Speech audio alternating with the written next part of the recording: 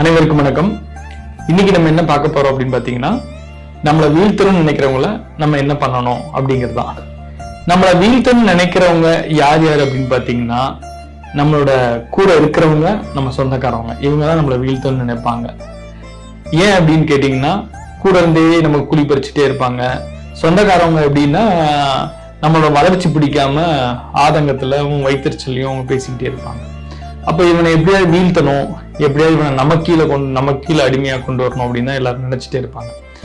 அப்படி இருக்கிறவங்கள்ட்ட நீங்க ரொம்ப கேர்ஃபுல்லா இருக்கணும். நீங்க முதல்ல செய்ய வேண்டியது என்ன அப்படின்னு பாத்தீங்கன்னா, ஃபர்ஸ்ட் யாரையுமே நீங்க நம்பணும்னு அவசியம் கிடையாது. ஏன்னா இது வந்து ஒரு பிசினஸ்ல நீங்க இருக்கிறீங்க அப்படிங்கும்போது கூட இருக்கவங்க நம்பணும்னு அவசியமே இல்லை. அவங்கள நம்பினீங்கன்னா தான் அவங்க உங்களை வீழ்த்துறதுக்கான வாய்ப்பு இருக்கு. நம்பவே இல்லை அப்படின்னா வீழ்த்துறதுக்கான வாய்ப்பே இல்லை. அப்படி இருக்கிற பட்சத்துல நீங்க அவங்கள நம்பாதீங்க முதல்ல. இன்னொன்னு, நம்மளை வீழ்த்த நினைக்கிறவங்க பழி வாங்குறது எப்படி அப்படின்னு கேட்டீங்கன்னா, நம்ம மேல மேல வளர்ந்துட்டு போறதானே தவிர நம்ம கீழே போறது கிடையாது. அதை விட இன்னும் பெருசா வளர்றதுக்கு என்ன பண்ணணும், என்ன முயற்சி எடுக்கணும் அப்படின்னு தான் நம்ம பார்க்கணுமே தவிர, நீங்க எக்காரணத்தை கொண்டும் இவங்களை பாத்துறாதீங்க. இவங்களை பார்த்தீங்கன்னா நம்ம கீழே போயிடுவோம்.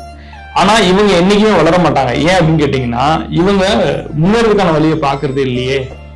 இவங்க எப்ப குழி பறிக்கலாம், யாரை கவுக்கலாம், யாரை ஏமாத்தலாம் அப்படின்னு தான் பார்த்துட்டே இருப்பாங்க. அதனால அவங்க உங்களோட முன்னேறதுக்கு வாய்ப்பே இல்லை. அதனால நீங்க யாரையும் நம்பாம உங்களோட முயற்சியை தொடர்ந்துட்டே இருங்க. கண்டிப்பா பெருசாயிடலாம். தேங்க்யூ. எதிர்நீச்சல்.